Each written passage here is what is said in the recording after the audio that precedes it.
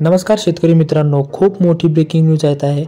महाराष्ट्र राज्यातील 24 जिल्ह्यांमध्ये खरीप हंगामात पावसाचा खंड याबरोबरच विविध नैसर्गिक आपत्तीमुळे शेतकऱ्यांचे जे मोठ्या प्रमाणात नुकसान झाले आहे त्याबाबत पंतप्रधान पीक विमा योजना अंतर्गत 24 जिल्ह्यातील सुमारे 52 लाख शेतकऱ्यांना 2216 कोटी रुपये इतका अग्रिम पीक विमा मंजूर झाला आहे। पीक विम्याची 25% रक्कम मंजूर करण्यात आली आहे। यातील आजपर्यंत 1960 कोटी रुपयांची वितरण करण्यात आली आहे।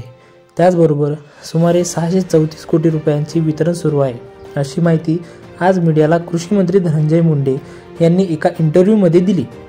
24 जिल्ह्यात स्थानिक जिल्हा प्रशासनाच्या माध्यमातून झालेल्या नुकसानीला अनुसरून संबंधित किंवा कंपन्यांना 25% आगरी पीक विमा रक्कम देण्याबाबत जिल्हा प्रशासनाच्या स्तरावर अधिसूचना काढण्यात आल्या आहे। मात्र त्याविरोधात काही कंपन्यांनी जिल्हा प्रशासन व विभागीय स्तरावर अपील केली होती। ती अपील फेटाळून लावण्यात आली आहे।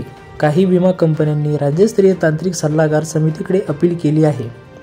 या दरम्यान राज्य शासनाच्या वतीने हवामान तज्ज्ञ, कृषी विद्यापीठांमधील तज्ज्ञ व्यक्तींचे सहकार्य घेऊन 21 दिवसाच्या पावसाच्या खंडाच्या नियमाला अनुसरून तसेच विविध तांत्रिक व विचारदृष्टीने शेतकऱ्याचे झालेले नुकसान कंपन्यांच्या समोर सिद्ध करून कंपन्यांना विमा देण्यास भाग पाडले आहे।